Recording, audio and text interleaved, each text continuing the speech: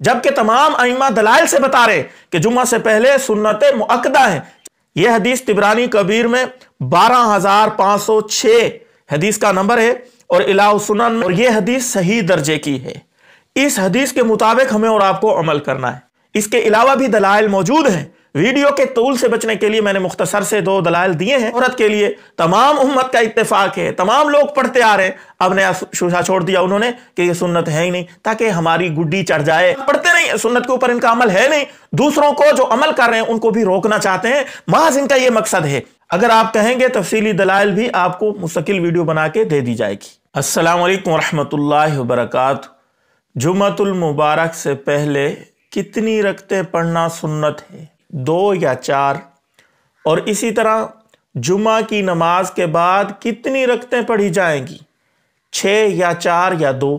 اس پہ مکمل دلیل سے ہم بات کریں گے، اور اس میں لوگ جو گڑبڑی کرتے ہیں ان کا جائزہ بھی انشاءاللہ لیا جائے گا۔ دیکھیں، سب سے پہلے حضرت عبداللہ ابن عباس رضی اللہ تعالیٰ عنہ سے ایک روایت منقول ہے۔ وہ فرماتے ہیں کہ رسول اللہ صلی اللہ علیہ وسلم جمعہ سے پہلے 4 رکعت اور بعد میں 4 رکعت ایک سلام کے ساتھ پڑھتے تھے۔ یہ حدیث طبرانی کبیر میں 12506 حدیث کا نمبر ہے اور الہ السنن میں جلد نمبر 7 صفحہ نمبر 14 پر آپ کو مل جائے گی، اور یہ حدیث صحیح درجے کی ہے۔ اس حدیث کے مطابق ہمیں اور آپ کو عمل کرنا ہے۔ وہ عمل کیا ہے کہ جمعہ سے پہلے 4 رکعتیں پڑھنی ہے اور جمعہ کے بعد 4 رکعتیں پڑھنی ہے ایک سلام کے ساتھ، یعنی 4 رکعتوں کی آپ نیت کریں، پہلے قعدہ میں عبدو و رسول تک پڑھ کے کھڑے ہو جائیں، پھر 2 رکعتیں پڑھیں، پھر قعدہ اخیرہ میں سلام پھیر دیں۔ 4 رکعتوں کا مطلب یہ ہے جمعہ کی نماز سے پہلے بھی اور جمعہ کی نماز کے بعد بھی۔ میں نے دلیل سے بات کی ہے، صحیح درجے کی یہ حدیث ہے۔ اگر کوئی اس حدیث کو نہیں مانتا عند اللہ مجرم ہوگا۔ جمعہ کی نماز کے بعد 6 رکعتوں کی حدیث بھی میں آپ کو سنا دیتا ہوں۔ حضرت عبد الرحمن، یہ تابعی ہیں، حضرت علی رضی اللہ تعالیٰ عنہ کا قول نقل کرتے ہیں، فرماتے ہیں کہ جمعہ کے بعد 6 رکعت پڑھو۔ یہ حدیث طحاوی شریف میں 1979 نمبر کی یہ حدیث ہے، اور آثار السنن جلد نمبر 2 صفحہ نمبر 96 پہ یہ حدیث مل جائے گی۔ یہ بھی صحیح درجے کی حدیث ہے۔ دیکھیں، یہ کوئی قیاسی مسئلہ نہیں ہے، کیونکہ جب بھی صحابی کا قول نقل کیا جائے گا تو صحابی کا قول مرفوع ہوگا، رسول اللہ صلی اللہ علیہ وسلم سے اس نے خود سنا ہوگا، اس لیے وہ نقل کر رہا ہے۔ تو اس سے معلوم ہوا یہ حدیث مرفوع ہے، حضرت علی نے خود رسول اللہ صلی اللہ علیہ وسلم سے یہ سنا ہے، لہٰذا جمعہ کے بعد 6 رکعتیں، 4 رکعتیں پہلی حدیث سے ثابت ہوئیں، اور یہ 2 رکعتیں اور ثابت ہو گئیں، یعنی 4 رکعتیں ایک سلام کے ساتھ اور 2 رکعتیں ایک سلام کے ساتھ، یہ 6 پڑھنی ہیں۔ اب بعض لوگ صرف 4 پڑھ لیتے ہیں، تو ایک حدیث کے اوپر تو انہوں نے عمل کر لیا، دوسری حدیث کو چھوڑ دیا، اور کچھ لوگوں کا ماننا ہے کہ 4 رکعتیں ہی حدیث سے ثابت ہیں، 2 نہیں ہیں۔ دیکھیں، میں نے آپ کے سامنے حدیث پیش کی ہے، اپنی طرف سے کوئی بات نہیں کر رہا، کیونکہ اگر آپ صرف 4 پڑھیں گے تو جس حدیث میں 6 کا ذکر ہے اس حدیث کے اوپر عمل نہیں ہوگا، اس لیے ان 6 کو پڑھنا ہے۔ اور باقی رہی بات کہ پہلے جمعہ سے 4 رکعتیں یہ سنت مؤکدہ ہیں یا غیر مؤکدہ ہیں، بالکل یہ سنت مؤکدہ ہیں، غیر مؤکدہ نہیں ہے۔ مؤکدہ کہتے ہیں کہ رسول اللہ صلی اللہ علیہ وسلم نے اس کے اوپر ہمیشگی اختیار کی ہو، وہ بغیر مجبوری کے چھوڑنا جائز نہیں ہے۔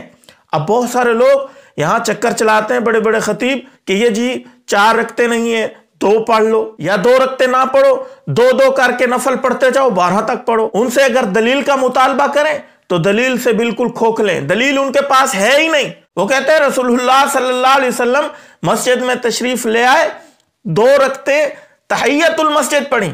یاد رکھیں، تحیت المسجد رسول اللہ صلی اللہ علیہ وسلم جب بھی مسجد میں تشریف لے آتے تھے تحیت المسجد 2 رکعت نماز نفل پڑھا کرتے تھے۔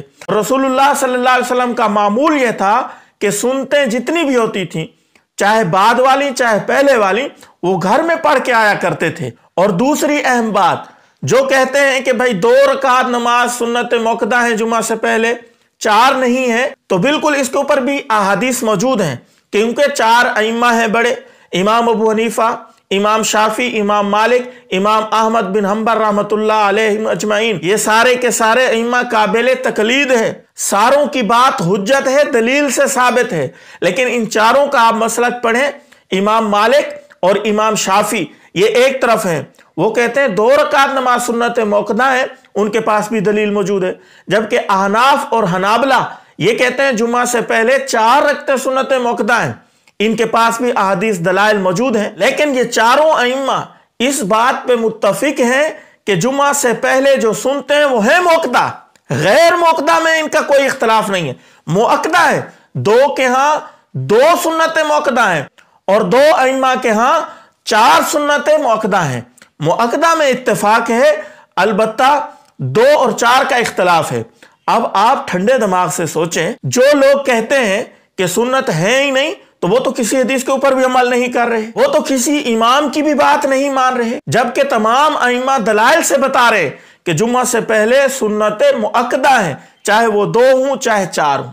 अब अहनाफ जो है इनका बड़ा मोतदिल मजहब है। इमाम अबू हनीफा ऐसे कौल के ऊपर अमल करवाते हैं उम्मत से जो तमाम हदीसों के ऊपर अमल हो रहा हो, जिसमें तमाम हदीसों के ऊपर अमल हो रहा हो। देखें, हदीस 2 की भी है, 4 की भी है।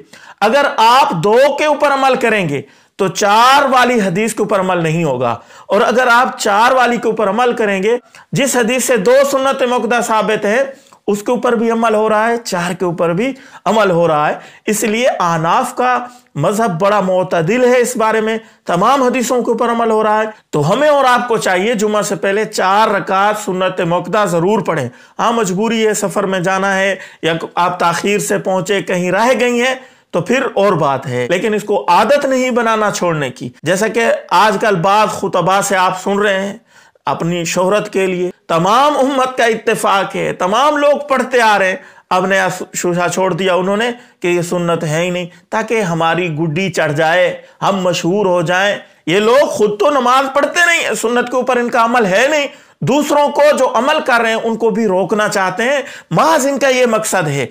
अरे भाई, आप खुतबा है, आपके जिम्मे ड्यूटी है लोगों को फराइज के ऊपर लाना, सुन्नत की पाबंदी कराना, ना कि ये कि जो सुन्नत के ऊपर अमल कर रहे हैं उनको सुन्नत से दूर करना, उनके जहनों में अजीब किस्म की बातें डाल के नमाज से दूर कर देना। ये आपकी ड्यूटी नहीं है। अगर आप इसके ऊपर कायम दायम रहे तो इंदल्लाह मुजरिम होंगे। अल्लाह ताला से दुआ, अल्लाह ताला अमल की तौफीक दे और सही अकायद वाले उलमा के साथ हमें जोड़े रखे, आपस में इत्तेफाक इत्तेहाद के साथ दीन का काम करते रहें, आगे फैलाते रहें। आपस के तोड़ और इख्तलाफ और तफरकाबाजी से, इस लानत से अल्लाह ताला हमारी हिफाजत फरमाए। हो सके इस क्लिप को शेयर करें। अस्सलाम वालेकुम रहमतुल्लाहि व बरकातहू।